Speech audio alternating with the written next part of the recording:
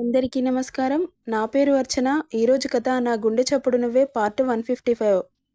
వందనాలు వందనాలు వేల వందనాలు, వందనాలు వందనాలు వేల వందనాలు, మేలు చేసిన మంచి మనిషికి చాలవే వేల వందనాలు, చాలవే వేల వందనాలు అంటూ ఊర్లో ఉన్న పడుచు పిల్లలంతా హర్ష కారు వస్తుంటే అటు ఇటు నిలబడి హారతి పట్టుకొని తిప్పుతూ అతని కార్ మీద పూల వర్షం కురిపిస్తూ పాటతో వెల్కమ్ చెబుతూ ఉంటే సర్ప్రైజింగ్గా సంతోషంగా చూస్తూ ఉన్నారు. ఇక వాళ్ళు అంతలా వెల్కమ్ చెబితే కార్లో వెళ్ళటం ఏం బాగుంటుంది అని కార్ అక్కడే ఆపి అందరూ నడుచుకుంటూ ముందుకు వెళ్తూ ఉంటారు. హర్ష వాళ్ళ అభిమానానికి అతనికి తెలియకుండానే చేతులు జోడించి నమస్కారం చేస్తూ ముందుకు వెళ్తాడు. హర్ష అలా అంత మర్యాదగా ఎవరికీ నమస్కారం చేయలేదు. బట్ ఫస్ట్ టైం తను అలా చేయడం తల తిప్పి హర్షని చూసిన అంజలి, సింధూజ ఆశ్చర్యంతో కళ్ళార్పకుండా అతడిని చూస్తూ ఉన్నారు. ఇక జమీందార్ గారు, పద్మ ఇద్దరూ హర్షకి, అంజలికి దిష్టి తీసి బొట్టు పెట్టి ఊర్లోకి ఆహ్వానిస్తారు. ఇక ముహూర్తం టైం దాటిపోతుంది అని పంతులు గారు చెప్పడంతో అందరూ ముందుగా హాస్పిటల్ దగ్గరికి వెళ్తారు. హాస్పిటల్ ఎలా కట్టాలి అనుకున్నాడో అలాగే కన్స్ట్రక్ట్ అవుతుంది. చూస్తున్న వాళ్ళందరి కళ్ళు ఆనందంతో చెమ్మచేరుతాయి. అంత చిన్న ఊర్లో హాస్పిటల్, స్కూల్ ఉండడం వాళ్ళకి ఎంతో గర్వంగా అనిపిస్తూ ఉంటుంది. వాళ్ళు జన్మలో వాళ్ళూర్లో హాస్పిటల్, స్కూల్ చూస్తారని అనుకోలేదు. బట్ బాబు పుణ్యమా అని వాళ్ళ కోరిక నెరవేర్చాడు హర్ష. అతడికి ఎన్ని కృతజ్ఞతలు చెప్పుకున్నా తక్కువే అని అనిపిస్తుంది ఆ క్షణం.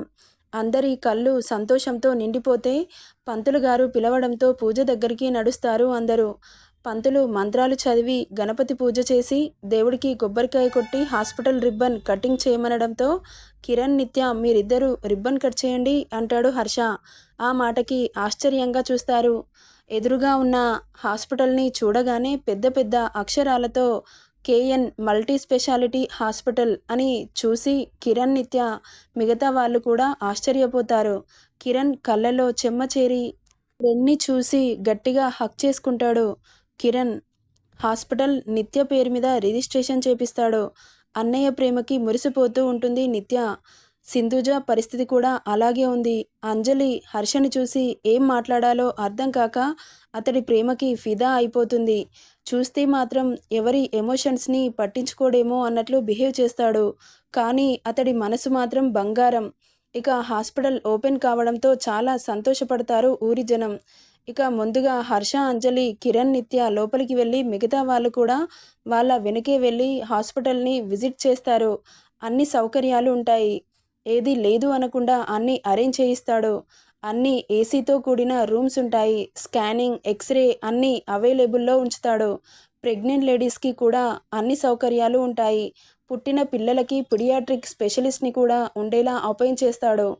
ఓపీ వరకు ఫ్రీ ఉంటుంది. ట్యాబ్లెట్స్ మాత్రం మనీ పే చేయాల్సి ఉంటుంది. డాక్టర్ కన్సల్టెన్సీకి కూడా నో ఫీ. ప్రతి ఒక్క స్పెషలిస్ట్ని వారానికి ఒకరోజు వచ్చేలా అపాయింట్ చేస్తాడు. ఒకరోజు గుర్తుందో లేదో డాక్టర్ శేఖర్ అంజలిని కిడ్నాప్ చేసినప్పుడు హెల్ప్ చేస్తాడు హర్షకి. ఆ డాక్టర్ని పర్మనెంట్గా శ్రీనివాస్పురం కేఎల్ మల్టీ స్పెషాలిటీ హాస్పిటల్కి హెడ్గా ఉంచుతాడు. ఇక అంతలో శేఖర్ కూడా రావడంతో అతడికి వెల్కమ్ చెప్పి షేక్ హ్యాండ్ ఇచ్చి హగ్ చేసుకుంటాడు హర్ష. శేఖర్ని ఊరి జనం వాళ్ళకి పరిచయం చేయిస్తాడు. ఇక అది అలా ఉండగా ఊర్లో ఉన్న పెద్ద మనుషులు జమీందార్ గారితో సహా హర్షకి అభినందనలు తెలుపుతారు. ఇక అదే ముహూర్తానికి స్కూల్ కూడా ఓపెన్ చేయాలని పంతులు గారు చెప్పడంతో అందరూ స్కూల్ దగ్గరికి కదులుతారు. అక్కడ కూడా సేమ్ పంతులు గారు పూజ చేసి స్కూల్ని ఓపెన్ చేయిస్తాడు. ఎస్వి పబ్లిక్ స్కూల్ అంటే శ్వేత వెలుగల. ఇంటి పేరు చూసిన శ్వేత ఆశ్చర్యంతో కళ్ళు పెద్దవి చేసి చూస్తుంది. అంజలి పరిస్థితి కూడా ఆల్మోస్ట్ అలాగే ఉంది. వాళ్ళకి సర్ప్రైజ్ల మీద సర్ప్రైజ్లు ఇస్తున్న హర్షని చూస్తుంటే ఎలా అభినందించాలో అర్థం కావట్లేదు వాళ్ళకి. పక్కన లక్ష్మి అది కళా నిజమా అన్నట్లు చూస్తూ ఉంది. స్కూల్ని శ్వేత పేరు మీద రిజిస్ట్రేషన్ చేయిస్తాడు. అల్లుడి గారికి బాగా రుణపడిపోతున్నామని చెమ్మ చేరిన కళ్ళతో చూస్తుంది లక్ష్మి. బావ ప్రేమకి ఎలా అతడికి కృతజ్ఞతలు చెప్పాలో అర్థం కావట్లేదు ఆ క్షణం. నా పేరు మీద ఎందుకు బావా అంటుంది. ఆ మాటకి చిన్నగా నవ్వుతాడు హర్ష. ఇక స్కూల్ని శ్వేత లక్ష్మితో రిబ్బన్ కటింగ్ చేయిస్తాడు. ఊర్లో వాళ్ళ ఆనందానికి అవధులు లేకుండా పోతాయి. ఇక ఓపెనింగ్ చేయగానే అందరూ లోపలికి వెళ్ళి స్కూల్ని విజిట్ చేస్తారు. చాలా బాగుంటుంది స్కూల్. చుట్టూ స్కూల్, మధ్యలో గ్రౌండ్, ఒకవైపు ఇంటర్, మరొక వైపు డిగ్రీ కాలేజ్ ఉంటుంది. చాలా పెద్దగా ఉంటుంది స్కూల్. ఇక అది అలా ఉండగా ఊర్లో పెద్ద మనుషులు అందరూ కలిసి హర్షకి సన్మానం చేయడానికి ఏర్పాట్లు చేస్తారు. స్కూల్లోనే చిన్నగా డెకరేట్ చేయించి సన్మాన కార్యక్రమం స్టార్ట్ చేస్తారు. హర్షని, అంజలిని కూర్చోబెట్టి ఇద్దరికీ సన్మానం చేస్తారు ఊరి పెద్ద మనుషులు. ఇక ఆ కార్యక్రమం అయిపోగానే లంచ్ కూడా స్కూల్లోనే అరేంజ్ చేస్తారు. ఊరంతా అక్కడే తిని హర్ష దగ్గరికి వచ్చి, బాగున్నారా బాబు, మీకు జీవితాంతం రుణపడి ఉంటాము అని దండం పెడతారు. హర్ష కూడా ప్రతి నమస్కారం చేస్తాడు. ఇక ఆ ఊరి ముసలి వాళ్ళు హర్ష దగ్గరికి వచ్చి, మా బాబే మా బాబే, మా బంగారు కొండ, నీ పెద్ద మనసుకి నీకు ఎలాంటి బహుమతి ఇచ్చినా తక్కువే నాయనా, మా గుండెల్లో ఎప్పటికీ ఉంటావు అని బాబుకి అభినందనలు చెప్పి వెళ్ళిపోతారు. ఇక ఓపెనింగ్ కార్యక్రమాలు ముగియడంతో జమీందారు వీళ్ళందరినీ ఇంటికి తీసుకెళ్తారు. కిరణ్, నిత్య, సుష్మా, ఆనంద్, శ్వేత అందరూ ఊరు తిరిగి వస్తామనడంతో హర్ష, మనం వెళ్దామా అంటుంది. అంజు షార్పుగా ఓ చూపు చూస్తాడు. ఆ చూపుకి సైలెంట్గా ఉంటుంది పాప. అంజు, లక్ష్మి, సింధుజ, పద్మ కూర్చొని ముచ్చట్లు చెప్పుకుంటూ ఉంటారు. హర్ష, జమీందారు, రాజు ముగ్గురు మాట్లాడుకుంటూ ఉంటారు. ఇక అలా ఆ రోజు కాస్త ఈవినింగ్ కావడంతో అంజుని చూసి బయటకు వెళ్తాడు. తను అలా ఎందుకు చూశాడో అర్థం కాక అతడి వెనకాలే వెళ్తుంది అంజు. బయటికి వచ్చి కార్ స్టార్ట్ చేస్తాడు. ఈయనేంటి, ఎక్కడికి వెళ్తున్నారు అనుకుంటూ, ఎక్కడికి వెళ్తున్నావు హర్ష అని అడుగుతుంది. ఆ మాటకి ఏం సమాధానం చెప్పకుండా స్టార్ట్ చేసి అంజలి కోసం చూస్తూ ఉంటాడు. ఇక బల్బు వెలిగి హర్ష పక్కన కూర్చుంటుంది అంజు. కార్ని ముందుకు పోనిస్తాడు. ఎక్కడికి అని అడుగుతుంది. ఏం సమాధానం చెప్పడు హర్ష. ఇక అడిగి వేస్ట్ అని సైలెంట్గా ఊరుకుంటుంది. అంతలో నిత్య, కిరణ్ వెళ్ళినా వాళ్ళ దగ్గరికి వెళ్ళి కారు ఆపుతాడు. వాళ్ళిద్దరిని చూసి పరుగున వస్తారు. అక్క, నీకో విషయం చెప్పాలి అని ఆమె చెయ్యి పట్టి పక్కకు తీసుకెళ్తుంది శ్వేత. ఏమైంది శ్వేత, అలా తీసుకొచ్చావు? బావగారు మన 10 ఎకరాల పొలాన్ని కొని ఆనంద్ పేరు మీద రిజిస్ట్రేషన్ చేయించారక్క అనగానే షాకింగ్గా చూస్తుంది అంజు. అవునా, మరి నాతో ఎందుకు చెప్పలేదు?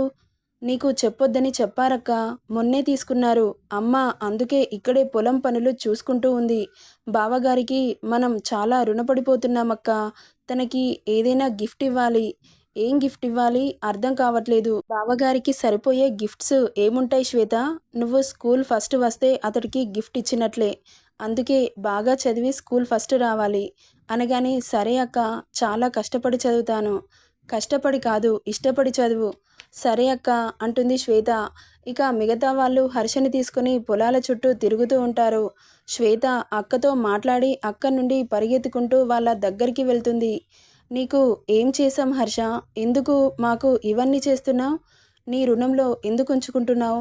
ఏమిచ్చి నీ రుణం తీర్చుకోవాలి అని ప్రేమ నిండిన కళ్ళతో అతడు ముందు వెళ్తుంటే వెనకే అడుగులు వేస్తూ వెళ్తుంది అంజలి. కళ్ళేమో కలలు మాని నిన్ను వెతుకుతుంటే, మనసేమో పనులు మాని నిన్ను తలుచుకుంటే, కాళ్ళు నీతో నడిచి నడవాలని కలవర పెడుతుంటే, చేయి నీతో చేరి చేయాలని తొందర పెడుతుంటే, వేరే దారి లేక నా దారి నువ్వయ్యాక, తీరం చేరినాక కెరటం ఆగలేక, నిన్నే తాకాలని నీతో గడపాలని, ముద్దే ఇవ్వాలని పొద్దే పోవాలని, మనసేమో మనసిచ్చింది, వయసేమో చనివిచ్చింది అంటూ కలలో కాసేపు డ్యూయట్ వేసుకుంది పాప.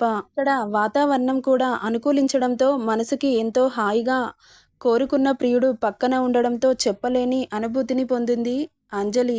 ఇక అక్కడ చక్కటి పంట పొలాలు అన్నీ తిరిగి ఇంటికి బయలుదేరుతారు. వీళ్ళు వచ్చేసరికి నైట్ కావడంతో లక్ష్మి, పద్మ, సింధుజ ముగ్గురు కలిసి రకరకాల వంటలు సిద్ధం చేసి ఉంచుతారు. బయటకు వెళ్ళిన పెద్ద మనుషులు రాగానే ఫ్రెష్ అయ్యి అందరూ కలిసి ఇంటి ముందు నవార్ మంచం వేసి కూర్చొని ఆడవాళ్ళందరూ చాపలు వేసి కింద కూర్చొని ముచ్చట్లు చెప్పుకుంటూ ఆ రాత్రి అన్ని టెన్షన్స్ మర్చిపోయి హాయిగా ఎంజాయ్ చేశారు. ఇక డిన్నర్ టైం కావడంతో అందర్నీ లోపలికి పిలుస్తుంది పద్మ. తుజ అంజలిని పిలిచి ఏదో చెబుతుంది. ఇక అందరూ డిన్నర్కి కూర్చోవడంతో మొదటగా పెద్దనాన్నని పెద్దమ్మని కూర్చోబెట్టి అంజలి హర్ష వాళ్ళిద్దరికీ బొట్టు పెట్టి బట్టలు పెడతారు. అయ్యో మాకెందుకు బాబు బట్టలు అంటాడు జమీందార్ గారు. ఏం పర్వాలేదు మావయ్య, మీరు మా కోసం చాలా చేశారు, మేము మీకు చేస్తుంది చాలా తక్కువ అంటాడు హర్ష. అదేంటి బాబు, మీరు ఈ ఊరికి ఎంతో చేశారు, దానితో పోల్చుకుంటే నేను చేసింది ఎంత అని అనగానే ఇక అందరూ కలిసి డిన్నర్ చేస్తూ ఉంటారు. పెద్దమ్మ ఆలూ కుర్మా అద్దిరిపోయింది అంటాడు కిరణ్. ఆ మాటకి చిన్నగా నవ్వుతుంది పద్మ. మా పెద్దమ్మని చూసి నేర్చుకో, ఎంత బాగా వండిందో అంటాడు కిరణ్ నిత్యని చూసి. ఆ మాటకి కొట్టేలాగా చూస్తుంది నిత్య. ఏంటే అలా చూస్తున్నావు, కొడతావా ఏంటి? కొట్టాలనే ఉంది, అందరి ముందు కొడితే నీ పరువు పోతుందని ఆలోచిస్తున్నా. ఒసేయ్, మొగుడిని పట్టుకొని ఏంటే ఆ మాటలు? మరి నువ్వేంటి తెగ ఓవర్ యాక్టింగ్ చేస్తున్నావు? ఇంటికి వెళ్ళాక చేస్తా కుర్మా అంటుంది నిత్య. ఏంటి మీ గొడవ? నేనేమన్నాను మామ్? తనే నన్ను అంటుండగా చాలే ఇక, ఏమన్నాడు? పెద్దమ్మని చూసి నేర్చుకో అన్నాడు. అందులో తప్పేముంది? ఇంటికి వెళ్ళాకైనా చెప్పొచ్చు కదా మామ్, నాకు వంటలు రావని అందరికీ తెలియాలా? నీకు వంటలు రావని మాకు ఆల్రెడీ తెలుసు నిత్య అంటుంది సుష్మా. అందరూ ఒక్కసారిగా నవ్వుతారు. సచ్చినోడా, నా పరువంతా తీసేశావు, ఇంటికి వెళ్ళాక నీకుంటుంది ఆగు అని కారాలు మిరియాలు నూరుతూ ఉంటుంది. ఏం చేస్తావే? ఏదో చేస్తానని వార్నింగ్ ఇస్తున్నావు. మొగుడిని అన్న కొంచెం కూడా రెస్పెక్ట్ లేకుండా. నేను రెస్పెక్ట్ ఇద్దామని అనుకుంటున్నాను, నువ్వే తీసుకోవట్లేదు. అవునా బంగారం, అయితే ఇప్పటి నుండి రెస్పెక్ట్ ఇవ్వు, నేను తీసుకుంటాను. సరే శ్రీవారు అని కన్ను కొడుతుంది. దానికి తెగ మురిసిపోతాడు కిరణ్. వాళ్ళిద్దరినీ అబ్జర్వ్ చేస్తున్న హర్ష అంజలి చిన్నగా నవ్వుకుంటూ ఉంటారు. రాజు, నీ వ్యాపారం ఎలా నడుస్తుంది అని అడుగుతాడు హర్ష. బాగా నడుస్తుంది బావగారు, మొన్నటి వరకు వర్షాలు పడి ఎక్కువ పంట చేతికి రాలేదు, కానీ ఈ సంవత్సరం బానే ఉంది. అనుకున్న టైంకి వర్షాలు పడుతున్నాయి. కూరగాయల వ్యాపారం కూడా బాగా నడుస్తుంది బావగారు అనగానే, ఇంత మంచి మనుషులు భూమి మీద ఉంటే అనుకున్న టైంకి అనుకున్నట్లు ప్రకృతి కూడా మనుషులకి సహకరిస్తుంది అంటాడు జమీందార్ గారు. మీరు మరీను మావయ్య, నేనేం చేశానని ఇంత గొప్ప మనసు ఎవరికుంటుంది బాబు? అలా మాట్లాడుకుంటూ డిన్నర్ పూర్తి చేస్తారు.